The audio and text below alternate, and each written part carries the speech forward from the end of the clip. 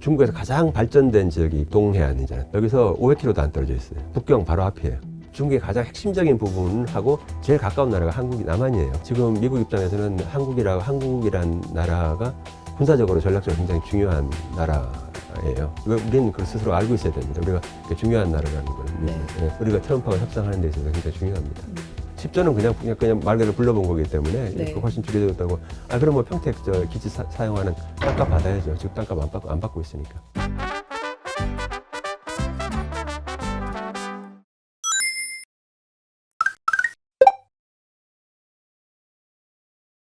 트럼프 대통령이 중국 압박하는 데 있어서 가장 중요한 타이완에 대해서도 뭐 우리 반도체를 다 뺏어갔다 이런 식으로 약간 레토릭은 계속 내놓고 있거든요. 우리나라보다 사실은 타이완이 더 급해요. 왜냐면은 타이완은 돈을 더 내야 돼요, 지금 상황이. 왜냐면은 지금 트럼프는 뭐 그린랜드를 얘기하잖아요. 네. 그죠? 지금 바이든 정부까지 지난 20세기, 21세기에 들어와서 전 세계에서 가장 그 위험한 현상 변경 세력이 두 나라가 있었어요. 하나가 중국이고 하나가 러시아예요. 우크라이나, 아르메니아, 조지아에서 그리고 카자흐스탄에서 일어나는 일이 전부 다 여기서 다 연결되는 거예요. 거기에 러시아의 영향력이 좀 투사가 되고 있잖아요. 네. 그죠? 중국은 아시다시피 대만 문제, 그 다음에 신장 위구르나 티벳을 유지하는 문제, 뭐 이런 것 때문에 결국은 현상 변경 세력인데 지금 트럼프가 그린랜드 얘기를 하고 한다는 얘기는 결국은 여기에 가장 중요한 미국이라는 나라가 현상 변경 세력으로 합류한 거예요. 만약에 미국이 트럼프가 그린랜드를 가져가는 상황이라면 트럼프 입장에서는 다른 현상 변경 세력인 두 나라에 대해서 뭐 그렇게 할 수도 있지 이렇게 되는 거예요. 그러니까 우크라이나의 동부 점령하고 있는 거 그래 가져. 러시아 니네 거야 이제. 네. 뭐 크림반도 그래 이제 앞으로 영원히 너희 거야. 그러면 중국의 대만에 대해서 어떻게 할까요? 중국이 대만을 평화적으로 복속하겠다 그러면 우리의 이해관계만 성선되지 않으면 뭐 니네 알아서 해라고 할 수도 있는 많이 나가면 바로 그러한 하나의 문을 열어젖혔다 이렇게 보는 거죠. 근데 대만의 안보가 굉장히 위험해지기 네네. 때문에 결국은 대만은 미국으로부터 확실한 안전 보장을 받아내야 되고 그러려면 결국 돈을 더 내야 되는 상황이죠. 미국은 사실 나는 중국에 집중해야 되기 때문에 우크라이나, 러시아까지는 신경 쓸 여력이 없다 그런 입장이잖아요. 근데 지금 타이완은 그냥 조그만 섬도 아니고 그야말로 지금 이 반도체 체인에서 엄청 큰 부분을 담당하고 있는 데다가 그런 나라가 이제 중국 쪽으로 가게 된다고 하면 미국 입장에서는 그거야말로 자기들의 이해관계가 배치되는 거 아닌가요? 그거는 이제 많이 그걸 했죠. 시나리오하고 그걸 많이 해가지고 네. TSMC가 공격받으면 TSMC를 전부 다 미국으로 다 뜯어오는 걸 다 지금 얘기하고 있죠. 이미 그 바이든 때부터 얘기되고 있었어요. 그래서 가장 중요한 전문가가 그 TSMC 200명이 있는데 네. 그 200명을 몽창 다 데리고 오는 거고 그다음에 거기 있는 TSMC 공장 다 파괴시키고 그리고 그냥 그대로 그냥 여기서 지우면 돼요. 이런 식으로 해서 반도체 생태계, 반도체 그 인재 양성 시스템 그걸 전부 다 그냥 미국으로 다 가지고 오는 이러한 시스템을 지금 그런 시나리오를 생각을 하고 있고요. 이제 그렇게 해서 그걸 넘겨주지는 않죠. 그걸 넘길 생각은 없는 거죠. 다만 니네가 중국이 원하면 대만은 정말 극단적인 거 대만은 가져가라. 그러나 더 이상 안 된다 이렇게 할 수도 있고. 근데 그것이 지금 그러한 생각이 굉장히 위험한 생각이라고 미국에서는 굉장히 많이 반대를 하고 있어요. 네. 왜? 지금 중국이 유일하게 있는 바다가 동중국해하고 남중국해인데 동중국해를 막고 있는 게 대만이잖아요. 네. 대만이 지나가면 사이판 괌이에요. 그럼 밀립니다. 그러니까 대만이 중국한테 넘어가면 이쪽 동중국해가 다 뚫리는 거예요. 그렇게 되죠. 그러니까 그건 절대로 안 된다라고 생각을 하는데 트럼프는 생각은 뭐냐면 뭐 절대로 안 되는 게 어딨냐. 일단 다 모든 건 다 협상 테이블에서 생각해 볼 수 있는 거다. 이런 생각이니까 과거에 그 미국이 갖고 있던 그런 지경학하고는 조금 생각이 다른 거죠. 타이완을 진짜 중국에서 진짜 가져가는 시나리오는 뭐 미국에서 계산은 해보지만 정말 극단적인 상황. 시진핑이 27년도에 가져가겠다고 옛날에 한번 얘기한 적이 있는데 지금 그렇게 하기 어려울 것 같고요. 결국은 뭐 지금 현재로서는 타이완을 가져가는 그런 시나리오는 단기적으로 실행되기 어렵다 이렇게 보는 게 맞을 것 같아요. 지금 중국은 굉장히 지금 몸을 사리고 있어요. 지금 굉장히 몸을 사리고 있고 제가 이제 3월 말에 또 보아오 포럼 중국에 한번 가는데 요새 그 얘기 들어보면은 굉장히 아주 로우키로 가고 있고 좀 길게 보자. 이게 어차피 뭐 트럼프 2년이니까 트럼프 이후를 생각하자 해서 이후를 좀 생각을 하고 있는 것 같아요. 네. 지금 방금 말씀하신 미국의 신고립주의나 제국주의가 이게 트럼프처럼 약간 이단화적인 인물인 상황에서 좀 가다가 다시 우리가 아는 미국으로 돌아올 수도 있는 모습이라고 생각을 하시는지, 아니면 비록 한 사람의 인물이 좀 튀긴 하지만 미국은 정말 계속해서 저 방향으로 가는 도도한 흐름의 일부라고 보시는지, 좀 어떻게 보이시는지가 궁금해요. 후자로 보죠. 후자로. 20세기가 정말 끝났고요. 지금 말씀하신 뭐 그런 건 바이든은 말하자면 그런 걸 좀 바꿔보려고 하는 그런 노력을 했던 그런 대통령이라고 볼 수가 있는 것이고, 일단 그 시기는 끝난 것 같아요. 끝났고, 미국은 어쨌든 간에 향후 30년, 40년 동안은 중국을 억제하기 위해서 최대한의 노력을 기울여야 될 상황이기 때문에 다른 데서는 신경을 쓸 필요가 없고, 신경을 쓸 수가 없고, 그러니까 각 지역 리저널 파워들이, 지역 강자들이 그냥 그 지역을 그냥 경제와 안보를 그냥 책임지는 이러한 걸 그냥 용인하겠다. 이제 이 정도로 나가고 있는 것 같아요. 그럼 유럽은 유럽, 러시아는 러시아, 인도는 인도, 뭐 이런 나라, 브라질은 브라질, 이런 나라들이 알아서 그냥 해라, 해라. 내가 허용해주겠다, 허용해주고, 그러면서 중국에 대한 어떤 과의 그 대결, 여기에 집중하겠다. 그리고 앞으로 3, 40년 동안 그렇게 할 거다, 이렇게 보는 거죠. 그러면 우리나라도 사실 비슷하게 될 수 있는 거 아닌가요? 근데 이제 중국을 압박하는 데 있어서, 음. 이게 중국이 뭐, 남한이나 북한을 원래 우리 영토였어라고 얘기하는 건 아니죠. 그러니까 네. 중국 자체가 남한을 뭐 가져가겠다, 이제 이런 생각이 있는 건 아니니까. 대만하고는 좀 다르죠. 다르고, 그 다음에 이제 우리나라가 전략적으로 이제 그 좋은 게 뭐냐면은, 물론 이제 미국 오키나와에 기지가 있기는 있습니다만은, 이 중국에서 가장 발전된 지역이 그 동해안이잖아요. 동해안, 동남부하고 동해안이거든요. 네. 여기서 500km도 안 떨어져 있어요. 굉장히 가깝습니다.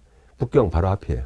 그래서 그렇기 때문에 굉장히 전략적으로 굉장히 가치가 있고, 그래서 중국이 굉장히 땅덩어리가 크지만 중국의 가장 핵심적인 부분하고 제일 가까운 나라가 남한이에요. 그렇기 때문에 남한은 전략적으로 굉장히 유용합니다. 그러니까 오히려 타이완 같은 경우보다 우리가 마지막 미국의 마지막 그 여기는 우리가 우리 이해관계를 위해서도 지켜야 된다라고 하는 동맹으로 보는 그런 곳이다라고 할 수 있다는 말씀이시죠? 예, 그걸 하고 있고, 지금 평택기지 뭐 가보신 분 있는지 모르겠는데 엄청 커요. 그 하나의 나라입니다, 나라. 평택기지가. 예, 그렇거든요. 그 안에 굉장히 다 이제 모아놨잖아요. 물론 다 모은 건 아닙니다. 미군기지, 국내에 있는 미군기지를 많이 모아놨는데, 이제 물론 이제 평택기지 자체에 다 있는 것은 아니고, 이제 뭐 괌에도 있고 오키나와에도 있고 다 있습니다만은, 이제 거기서 이제 뭐 몇십 분 만에 올 수 있는 현재 그런 시스템을 만들어놨죠. 그죠? 예, 그렇게 해놓으니까 지금 미국 입장에서는 한국이란 나라가 군사적으로 전략적으로 굉장히 중요한 나라예요. 이기 때문에 우리는 그걸 스스로 알고 있어야 됩니다. 우리가 중요한 나라라는 걸. 미국에. 네. 예, 그게 우리가 트럼프와 협상하는 데 있어서 굉장히 중요합니다. 지금 트럼프가 어쨌든 우리나라에 제일 먼저 들고 올 거는 방위비 관련된 얘기일 텐데, 진짜 얘기하고 있는 액수를 다 받아가려고 상정한 금액은 아닐 것 같다고 많이 생각하잖아요. 근데 이제 항상 그 트럼프 협상 전략에서 가장 중요한 거는 협상에서 내놓은 거를 실제로 하는 게 가장 효과가 있죠. 그러니까 협상에서 예를 들어서 10조를 얘기했으면 그다음 10조를 받아오는 게 가장 일단은 받아오는 네. 게 가장 효과가 있는 거죠. 그래서 그 다음에 뭐 그걸 갖다가 1조로 줄여주더라도 뭐 이런 거죠. 그래서 뭐 끝까지 협상에서는 물러서지 않으려고 그렇게 하겠죠. 그렇지만 어쨌든 간에 뭐 마지막 그 협상 결과가 우리가 충분히 버틸 수 있다. 그러니까 10조를 갑자기 뭐 5조로 타결한다든가 그렇게까지는 주지 않아도 된다고 저는 생각합니다. 저는 그냥 말 그대로 불러본 거기 때문에 네. 이렇게 훨씬 줄여줬다고. 그럼 뭐 평택 기지 사용하는 땅값 받아야죠. 지금 땅값 안 받고 있으니까. 우리나라는 유럽하고는 조금 다른 게 되게 이제 요새 언론에서도 그렇고 우크라이나가 남일 같지 않다. 충분히 그렇게 생각할 수는 있는데, 한국이라는 나라 자체가 중국을 압박하는데 대단히 유용한 도구가 될 수가 있기 때문에 한국의 가치는, 남한의 가치는 계속 유지가 될 수 있다. 우크라이나는 아니다. 우크라이나는 전략적 가치가 없으니까 그냥 돈만 벌면 된다. 예, 한국은 그렇게 돈만 벌려 그러면은 그럼 안 되지. 그러면 튕겨나가면 어떡하지? 뭐 이런 생각도 하기 때문에 다르다. 그래서 미국에 대한 레버리지가 있다. 이렇게 볼 수가 있습니다.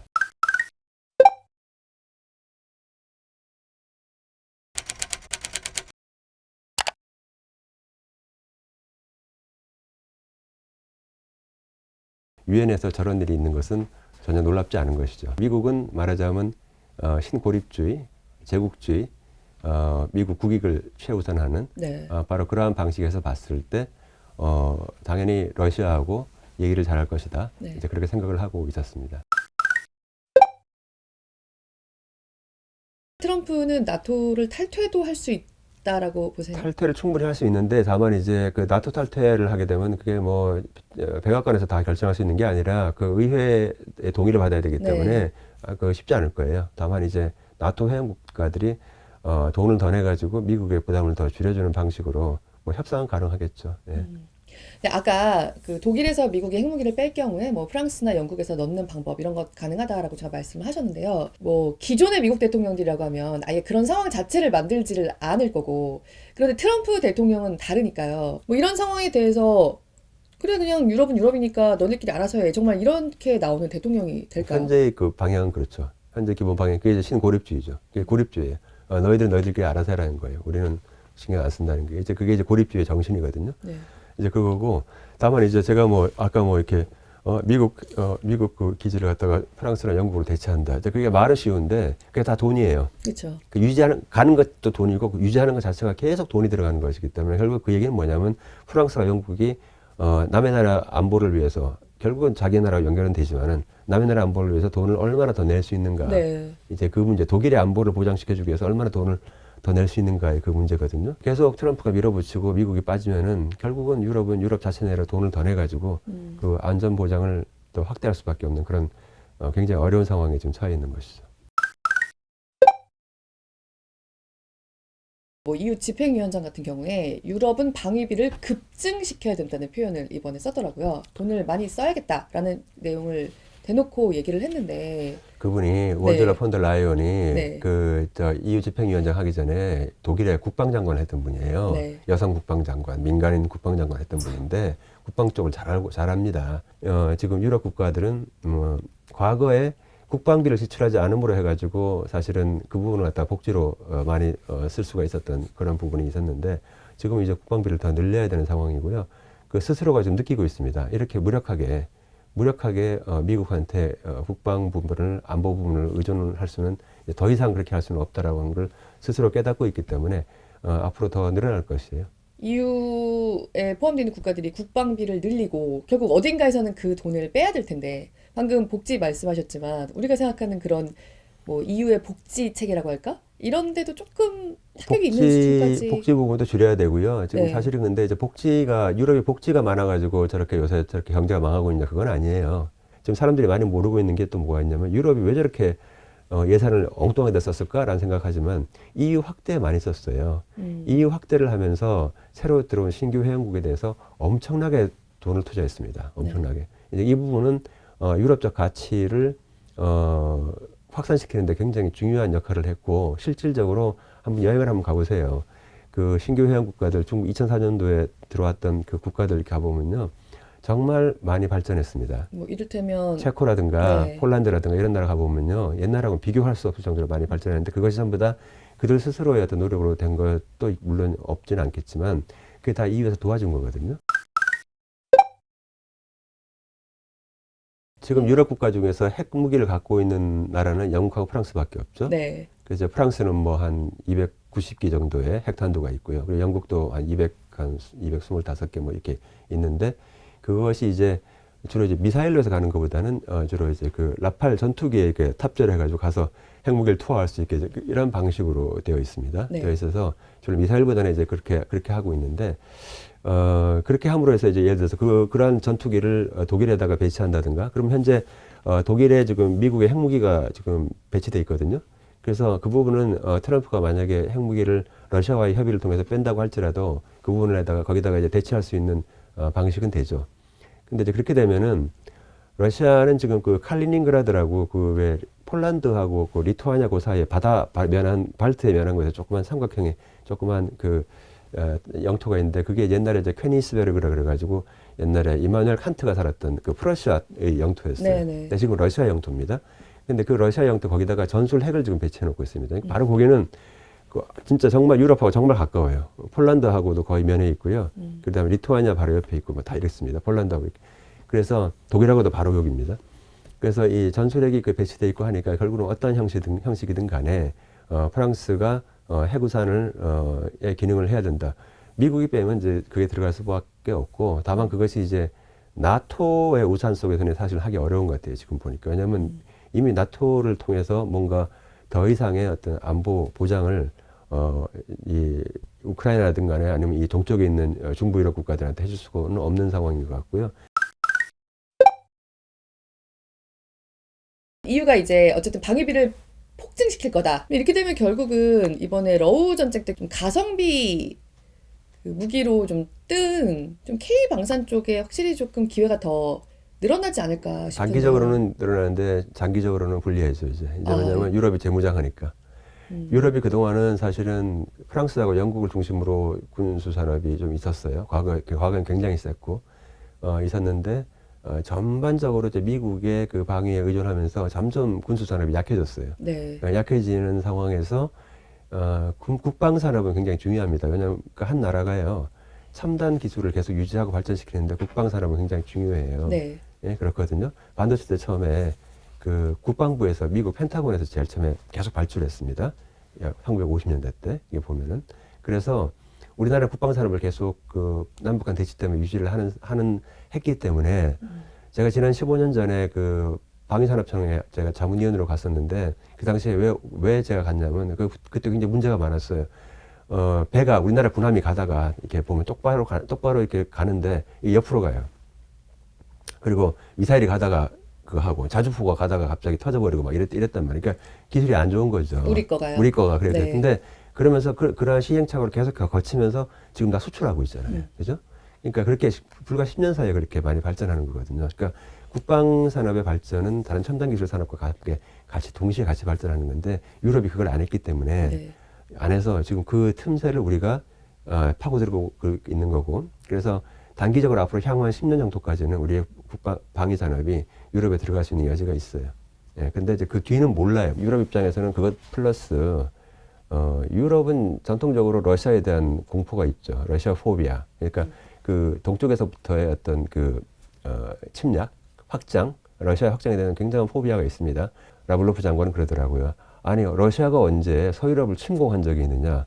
너희들이 항상 오지 않았느냐? 나폴레옹이 왔고 히틀러가 왔죠. 그죠? 그래서 네. 우리는 엄청나게 많은 희생을 치러가면서 전쟁을 한 것이고 우리는 침략하지 않는다, 너희들은. 너희들이 침략하면 침략했지. 이제 그렇게 얘기를 하지만 유럽 내부에서 갖고 있는 기본적인 러시아에 대한 어떤 공포감이 있어요. 예, 그리고 우크라이나 전쟁은 바로 그런 공포감을 극대화시킨 것이기 때문에 결국은 이러한 부분에 대해서 유럽 정치 지도자들은 국민들한테 이러한 공포감을 해소시켜줄 의무가 있습니다. 지금 그거 아니면 정권을 계속 유지할 수가 없어요.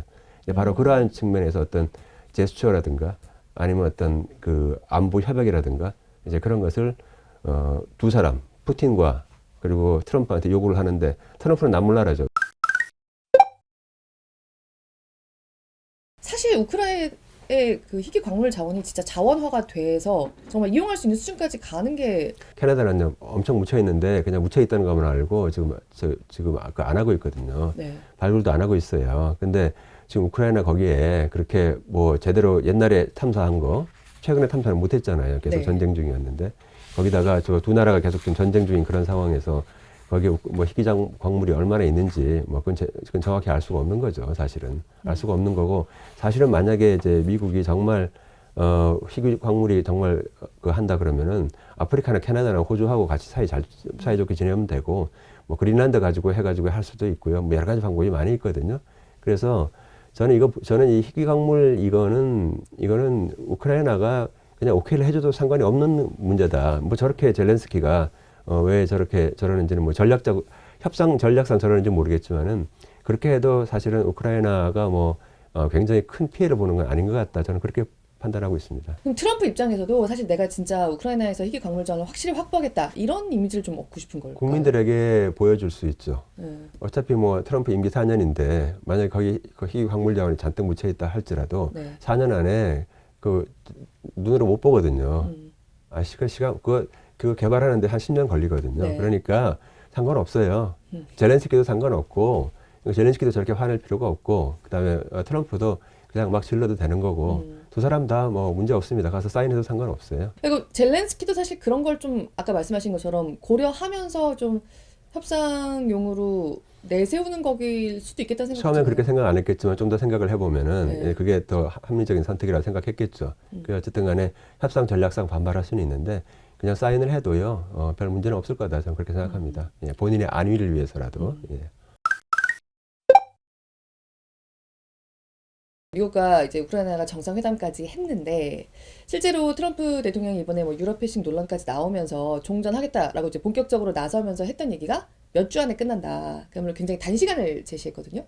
어떻게 될 거라고 보세요? 전쟁 그 종전 협상은요 오래 걸려요. 한국 전쟁에서 1950년에 한국 전쟁이 발발하고 네. 51년도부터 종전 협상이 시작이 됐습니다. 네. 그 2년이 걸렸어요.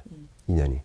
그러니까 물론 이제 이 전쟁은 그렇게까지는 길지는 않을 거라고 봅니다. 왜냐하면 모든 이제 당사자가 굉장히 그 대충 좀 얼개는 좀 갖춰졌거든요. 그렇기 때문에 그렇게는 오래 안 걸려도 최소한 6개월은 걸리지 않을까 그렇게 생각이 됩니다. 물론 이제 뭐 엄청나게 뭐 트럼프 일방적으로 이제 모든 우크라이나의 모든 거를 다 양보시킨 다음에 그걸 트럼프가 유럽과 젤렌스키를 설득할 수 있는 수준이라면 그렇게 할 수 있겠지만 유럽이 반발할 수 있죠. 지금 그 부분도요. 지금 유럽의 극우 정당들이 굉장히 요새 부상하고 있잖아요. 네. 극우 정당들의 기본 입장이 그거예요. 아 러시아가 침공했으니까 밉지만은 빨리 정전해가지고 지금 우리 에너지 위기 아니냐. 러시아에서 좀 가지고 오자. 옛날만큼 많이 의존을 하지 않더라도 옛날에 보면 한 40% 정도 에너지를 러시아에서 의존했어요. 근데 그건 좀 너무 많았죠. 근데 이제 그 현재 그게 한 15% 정도로 줄어들어 있는데 조금 더 늘려가지고 그렇게 해서 에너지 위기를 일단 좀 해소하는 게 중요하지 않겠느냐 이런 생각도 여론도 많이 있기 때문에 네. 결국 이제 종전을 원하는 것이고요. 근데 이 러우 전쟁이 끝나고 나면 좀 세계적으로 뭐가 진짜 좀 가장 두드러지게 바뀌어 있을 것 같다. 어떤 흐름이 가장 영향을 받은 채로 이 시간이 지났을 것 같다라고 보시는. 국가들이 지역 방위의 중요성을 알고 결국은 어떤 방위 동맹체에 더 많이 가입을 한다라든가 이런 식으로 해서 자국의 그 안전 보장을 하려고 하는 노력이 더 가시화될 것이다. 이렇게 보고요. 그래서 지역국 경제 협의체, 지역 방위 협의체 이런 것이 좀 더 활성화되지 않을까 생각이 들고요. 그런 과정에서 전반적으로 방위 산업에 대한 수요는 더 늘어날 것이고 이제 국방 산업에 대한 투자는 더 늘어날 것이고 이것이 뭐 반드시 좋은 얘기는 아닌 것 같고요. 이제 그러다 보면은 국지전이라든가 아니면 그런 지역 분쟁 같은 것이 또 많이 늘어날 수가 있습니다. 오히려 자극을 받을 수 있겠다. 예. 그래서 지금도 사실 불안한 지역이 몇 군데 있거든요. 뭐 아프리카라든가 뭐 남아시아라든가 몇 군데 이렇게 있는데 그런 부분에서 계속 좀 불안정이 좀 가속화되지 않을까 이런 생각이 듭니다. 그렇지만 그게 중국 바로 옆에 있는 아시아 쪽은 아닐 것이다라고. 아시아 쪽은 안 되게 하도록 노력을 해야죠. 예, 그래서 왜냐하면 여기는 전쟁 나면 큰 전쟁이에요. 자원 전쟁은 없어요. 여기는. 네. 예, 전쟁 나면 큽니다. 여기는. 그래서 뭐 한 2개월짜리 1개월짜리 뭐 전쟁 북한에서 총 좀 쏴주면 뭐 남한에서 대응하고 뭐 이런 거 없어요. 한번 전쟁이 나기 시작하면 그건 커집니다. 여기는. 그러니까 전쟁이 아예 안 나도록 해야 돼요. 교수님 긴 시간 정말 감사합니다. 네. 네, 고맙습니다. 네, 감사합니다. 네.